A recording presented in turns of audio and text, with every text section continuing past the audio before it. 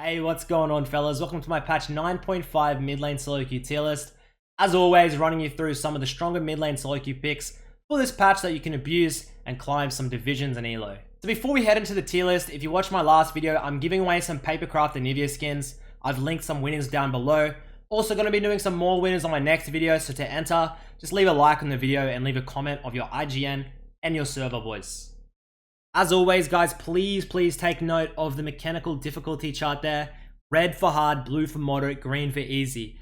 Red hard is 50 plus games, man, before you start having results. Blue, 20, 25. Green, around about 10.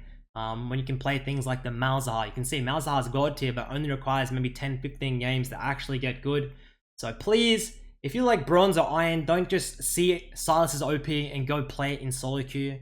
That's probably the reason why it has such a low win rate right now, because people spam these champions, but it takes so many games before you actually master them. So just take note, please, for the love of, for everybody's sake, please take note of this mechanical difficulty chart. So kicking it off for my mid lane, as you can see there, the Silas with the OP sign around him. I think that Silas with the buffs this patch to his AP ratios, and just how strong he is in the mid lane and how versatile he is right now. I think that there's no better blind pickable mid than Silas. He's just so much better than Lissandra in my opinion.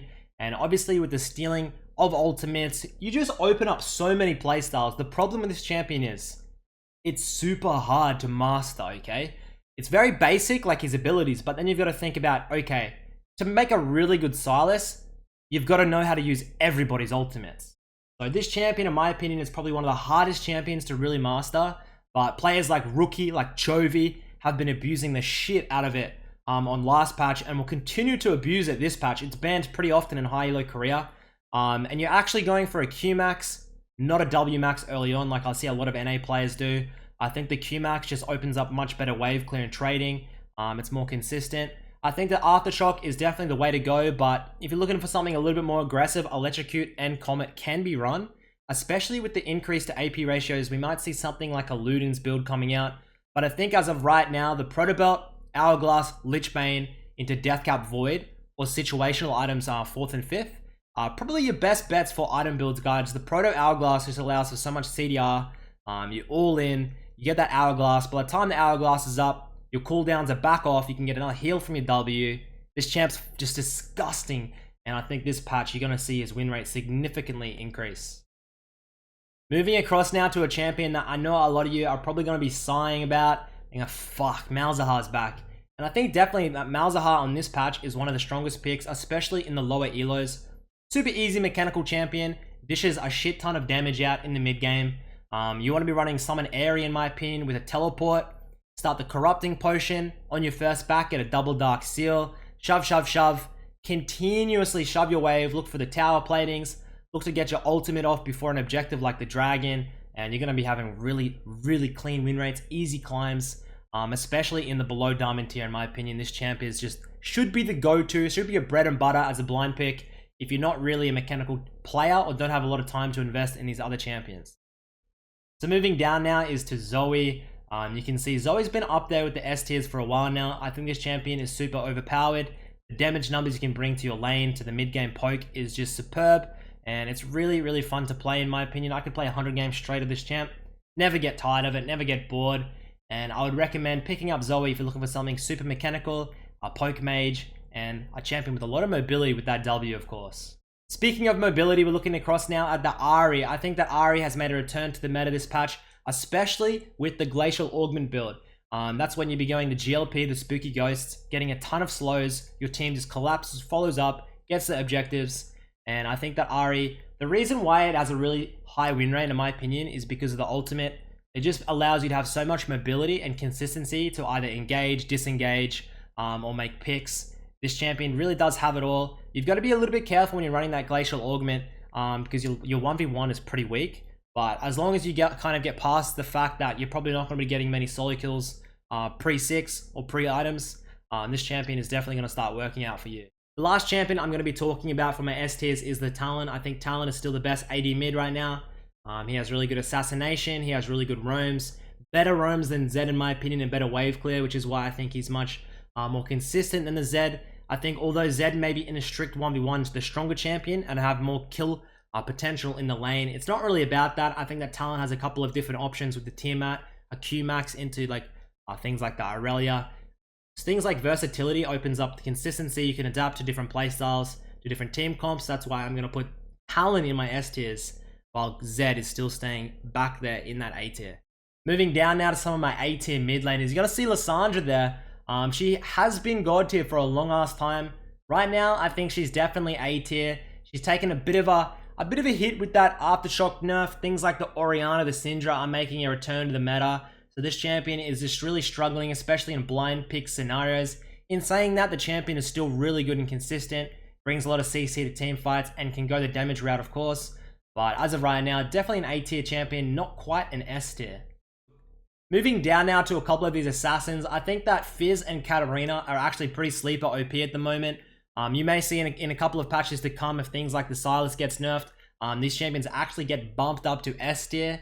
Unfortunately, due to the threat of the Lissandra and the Silas at the moment, I probably wouldn't put them in my S tier, but just know they're really close. I think these champions are very strong in this meta right now, and can be played and abused on patch 9.5.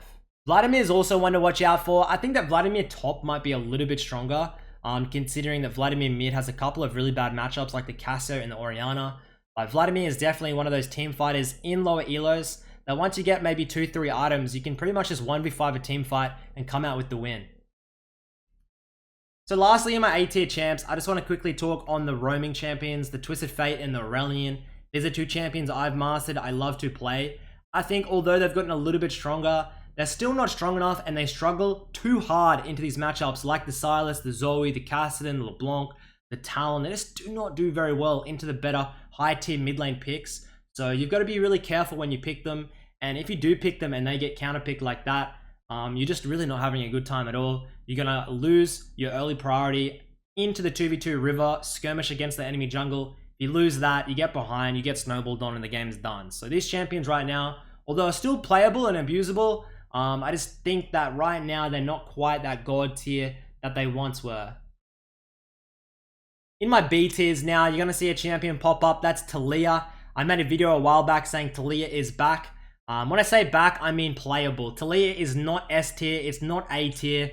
Still has really bad matchups, but there's a couple of pro players that in the pro meta, it does work. Players like UCal have been playing it a lot in SoloQ with success. Of course, UCal is the best Thalia in the world. I think that if you were once a Thalia main, come back, give it a go. But by all means, it is not an S tier champion, and it is not going to just take over SoloQ in this current meta. Nocturne mid has also fallen back. Unfortunately, the Essence Reaver change did hurt him. That Spear of Sojin is not as good. The Power Spike, the item value is not 1-in-1 with what Essence Reaver was. The Nocturne mid, unfortunately, I love this pick, but it's much weaker on this patch. So lastly, as always, my C tier, my not optimal tier. I would not recommend playing any of these champions. For Azir, I thought, hey, with the Conqueror, maybe Azir's good. No, they gave it a little bit of a knockback last patch, and then they just came through with the absolutely knocked Conqueror out of the park. I think it's gone from a 75 adaptive to 30 adaptive, like a 60% nerf. What is Riot doing? Releasing this shit, going, oh, a little bit strong. Oh, this is actually strong. We're going to make a complete dog shit. And honestly, now I think Conqueror is like just not very good at all, in my opinion, on any mids, any mages. Cassio, definitely not. Do not run it. So anyways, don't play Azir. Akali still doesn't have the sustain from the Q. That was the only reason that she was able to lane against a lot of these good mids, was that she could sustain throughout it. Now she can't sustain, so it's still trashed here. Urgot, Irelia, probably better in the top lane, but still bad. I think that Urgot especially has no place in the mid lane meta right now. Neither does Sion. Your things like Galio, Morgana, Lulu, Brand, Karma. These champions are supports. Do not play them mid. And things like the Lucian can still be picked as a counter to the Cassidon, but probably better off with something like a Talon or the Zed in this meta right now. So that's it for my mid lane SoloQ tier list on 9.5, guys. Thank you for watching. I hope it has helped. Make sure to spam some of these S and A tier mids on this patch to gain some elo, and I'll catch you all next time in the next video.